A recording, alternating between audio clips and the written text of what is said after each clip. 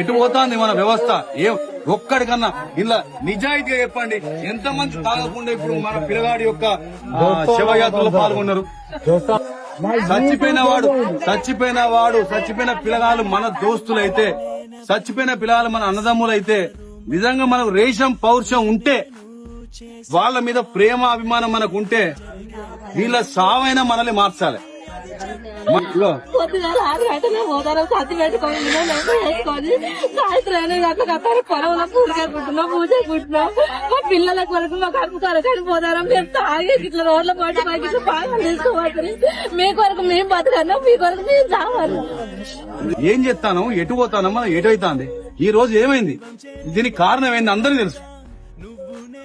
నిజంగా కనుక మీరు మన లోపల మానవత్వం ఉంటే, మన గుండెలు రాళ్లు కాకపోతే, మనం రాక్షసులు కాకపోతే, ఇప్పటికైనా అర్థం చేసుకొని జీవితంలో సాగుకు మించిన పెద్ద షాక్ ఉంటది.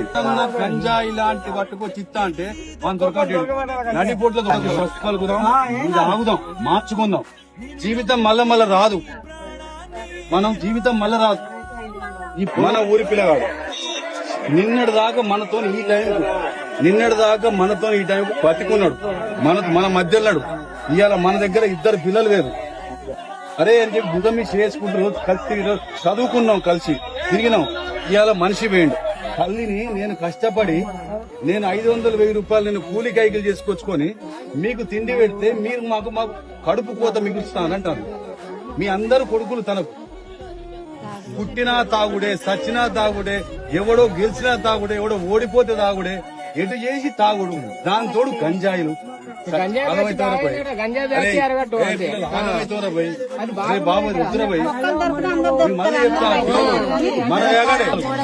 మన ఊళ్ళకెళ్ళి ఈ రోడ్ల మీద రక్తాలు దుస్తులు మార్చాలి, మీ అందరి గుణాలు మార్చాలి, మీ అందరి ఆలోచనలు మార్చాలి. ఇవాళ మీరందరూ ఆయన కొడుకులు కావాలి.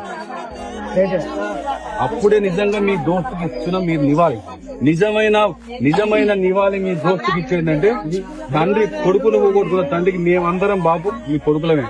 మీకు నిజం చెప్తున్నా, పిల్లలు, నేను శనిగరం బిడ్డని, నేను చెప్తానా, మీకు రేషం పౌరుషం ఇంత అంత ఉంటే, మన అవ్వలు చెప్తున్నా ముచ్చట్టు, మన దోస్తు సాక్షిగా బంద్ చేయాలి.